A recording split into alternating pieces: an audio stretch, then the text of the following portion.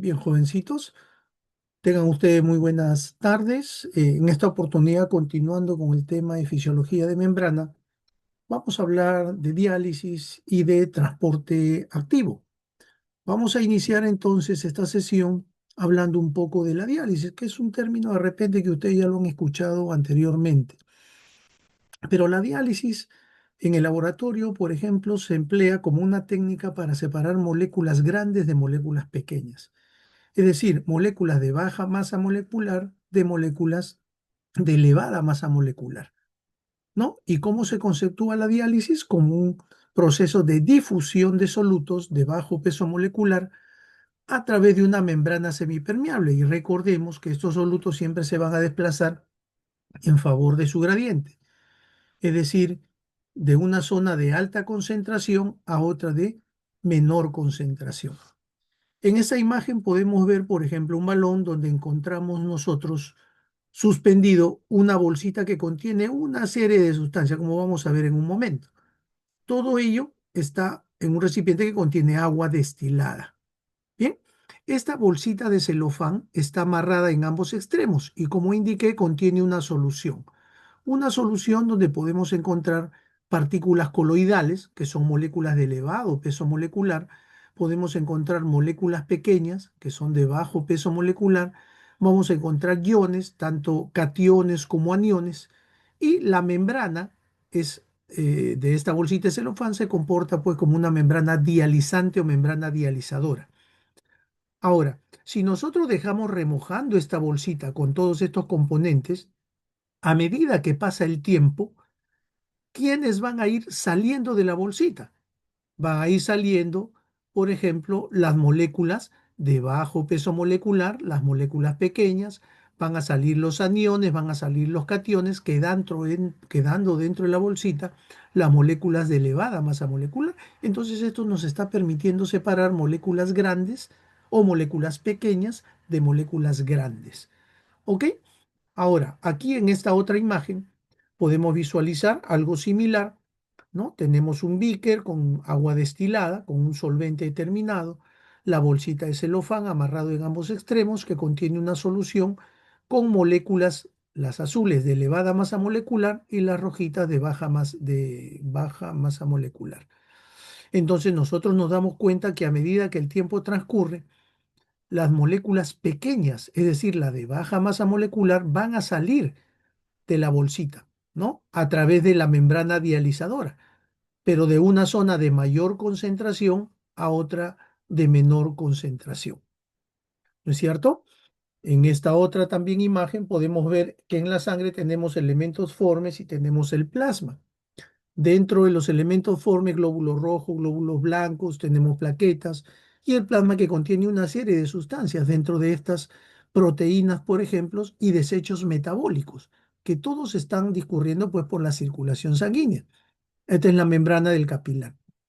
Entonces, ¿qué es lo que va a ocurrir aquí? ¿No? En este proceso de diálisis estamos viendo que son las moléculas pequeñas las que pueden atravesar esta membrana dializadora, más no las proteínas porque son moléculas de elevada masa molecular. En el contexto de la salud, nosotros podemos hablar, por ejemplo, de los riñones, del papel que cumplen los riñones en la purificación de la sangre. Recordemos que las células, producto de sus actividades metabólicas, están liberando una serie de desechos metabólicos, desechos que finalmente tienen que salir del cuerpo. Esos desechos obviamente son transportados por sangre a los órganos excretores correspondientes. Muy bien, tenemos por ejemplo el papel que juegan los riñones. Los riñones son dos órganos fundamentales que participan en la limpieza de la sangre, en la eliminación de los desechos metabólicos y en la eliminación del exceso de líquido del organismo. Podemos observar aquí glóbulos rojos, ¿no? Las células sanguíneas, los glóbulos rojos, que realmente son mucho más grandes que los otros componentes. Tenemos también proteínas, aquí tenemos proteínas plasmáticas. ¿Qué más tenemos? Sustancias útiles, representados por este check, sustancias útiles como la glucosa, los aminoácidos, y lo de amarillito que corresponde a las sustancias de desecho, como la urea, por ejemplo, entre otros componentes. Entonces podemos observar aquí una membrana dializadora. A través de esta membrana dializadora están filtrándose, mira, las moléculas de bajo peso molecular, los desechos de bajo peso molecular. Pero ustedes dirán, profesor, pero acá se está eliminando glucosa, aminoácidos, que son sustancias útiles. Esas sustancias útiles se van a volver a reabsorber. ¿Se dan cuenta? Entonces, el papel fundamental de los riñones en la limpieza de la sangre garantiza pues que el individuo se mantenga en buen estado de salud. Ahora, cuando hablamos de diálisis, y lo había mencionado ya en el contexto de la salud, podemos hablar de una diálisis peritoneal y podemos hablar de una hemodiálisis. ¿En qué consiste la diálisis peritoneal? Evidentemente es una forma de purificar la sangre, limpiar la sangre cuando los riñones ya no están funcionando adecuadamente. Entonces, a través de la región abdominal se introduce un catéter peritoneal y a través de este catéter se inyecta, ¿no? Un contenido dializador de una solución dializante a la cavidad peritoneal. Recordemos que esta cavidad peritoneal está rodeada por el peritoneo, que es una membrana, ¿no es verdad? Que va a actuar como una membrana dializante. Entonces, este líquido va a permanecer por un determinado tiempo dentro del abdomen y a este líquido van a pasar todas las sustancias de desecho a través del peritoneo. ¿No es cierto? Las sustancias que ya no son útiles para el organismo van a pasar a este líquido por diálisis. O sea, solutos de baja masa molecular se finalmente combinarán con este líquido de diálisis. Luego que ha ocurrido este proceso de diálisis peritoneal, se extrae el líquido y se eliminan todos los desechos también. Esto puede repetirse, ya depende también del médico que determine, digamos, la cantidad de días que puede realizarse este procedimiento. En el caso de la hemodiálisis, es otro procedimiento donde se usa una maquinita conocida como máquina dializadora o dializador, que tiene una serie de filtros. En este caso, el médico ya determina zonas de acceso en el brazo del individuo a través del cual, ¿no? Se introduce un catéter a través del cual va a filtrar o va a salir la sangre con todos los desechos metabólicos. Hay una serie de controles también a nivel de todas estas conexiones. Entonces la sangre con los desechos sigue pasando a través de estos conductos hasta que finalmente llega a la máquina dializadora, donde se va a filtrar a medida que va pasando las moléculas pequeñas, es decir, los desechos, van pasando de la sangre, se van filtrando de la sangre en esta máquina para finalmente salir la sangre limpia que va a volver al cuerpo del individuo, ¿no? Y una persona se puede dializar de repente una vez, dos veces, tres veces por semana, dependiendo de qué tan afectado esté sus riñones, pero eso ya lo determina el médico. ¿Ok? Eso es lo que corresponde entonces al proceso de diálisis. Hablemos ahora del proceso de transporte, transporte activo. En el transporte activo, las moléculas se desplazan en contra de su gradiente de concentración, es decir, de una zona de menor concentración a otra zona de mayor concentración. Y en el transporte activo podemos nosotros mencionar de un transporte activo primario y un transporte activo secundario. ¿No es cierto? El movimiento activo primario, en este caso, participan unas enzimas llamadas ATPasas o ATP sintasas, que son proteínas transmembrana. Por ejemplo, la bomba de sodio y potasio. ¿No? ¿Qué hace la bomba de sodio y potasio? La bomba de sodio y potasio lo que hace es mantener equilibrado la concentración de iones sodio y potasio a ambos lados de la membrana.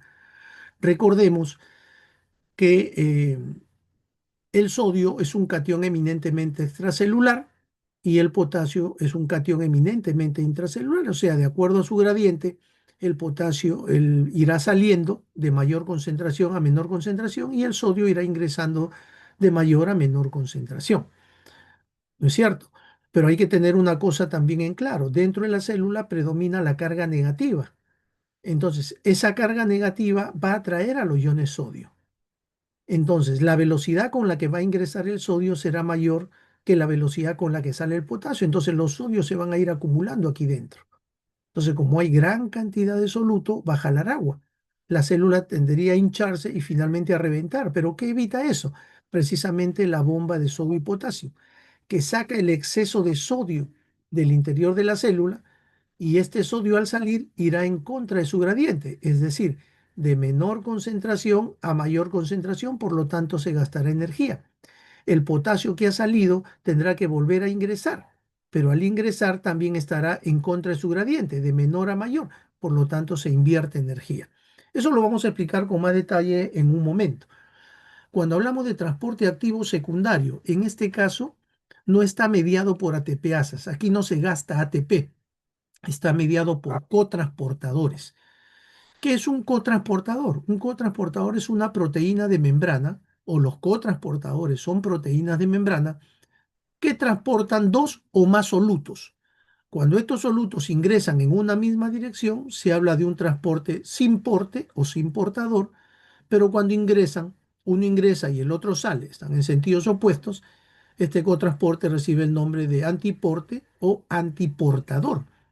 Entonces, como ustedes están viendo, aquí no se gasta ATP, se usa más bien la energía almacenada en el gradiente electroquímico de iones sodio, que el sodio está más concentrado fuera, para ayudar al ingreso de otra sustancia en contra de su gradiente. Por lo tanto, repito, no requiere del aporte del ATP. Ok, ahora, para explicar con un poquito más de detalle la bomba de sodio y potasio. Recordemos que el catión eminentemente extracelular es el sodio, o sea, hay mayor concentración fuera de la célula que dentro de ella. En cuanto al potasio, el potasio es el catión eminentemente intracelular, es decir, hay más potasio dentro que fuera de la célula. Entonces, estos iones, obedeciendo a su gradiente de concentración, van a ir desplazándose a uno y otro lado de la membrana. En el caso del sodio, por ejemplo, como está más concentrado fuera, ingresará, fíjate, a la célula a través de unos canales de proteínas canal, ¿no? Canales para el sodio. Entonces el sodio se va desplazando de mayor concentración a menor concentración, mientras que el potasio, como está más concentrado dentro de la célula, entonces saldrá de ella a través de canales también, ¿no es cierto?, de mayor concentración a menor concentración. Pero hay que tener en cuenta que la carga neta en el interior de la célula es carga negativa. Predominan aniones no difusibles. Entonces, el sodio para su ingreso es favorecido por dos gradientes. Por su gradiente de concentración, que está más concentrado fuera, y es favorecido por el gradiente eléctrico, porque esta carga negativa va a jalar al sodio. Mientras que el potasio para su salida es favorecido por su gradiente de concentración, porque está más concentrado dentro, pero el gradiente eléctrico lo retiene. ¿Te das cuenta? Por lo tanto, la velocidad con la que ingresa el sodio es mucho mayor que la velocidad con la que sale el potasio. Por lo tanto, se va a acumular más sodio en el interior. Y como se acumula más sodio y es soluto, va a jalar agua. Y eso haría que la célula se hinche y finalmente estalle. ¿Pero qué estaría evitando esto? ¿O quién estaría evitando esto? La bomba de sodio y potasio. Esa es la importancia fisiológica de la bomba de sodio y potasio y evitar que la célula estalle, evitar que la célula se lise. ¿Y cómo hace eso? Ah, la bomba dice, oye, ¿sabe que hay mucho sodio en el interior? Tenemos que sacar sodio. Pero el sodio al salir tendrá que ir en contra de su gradiente, de menor concentración a mayor concentración.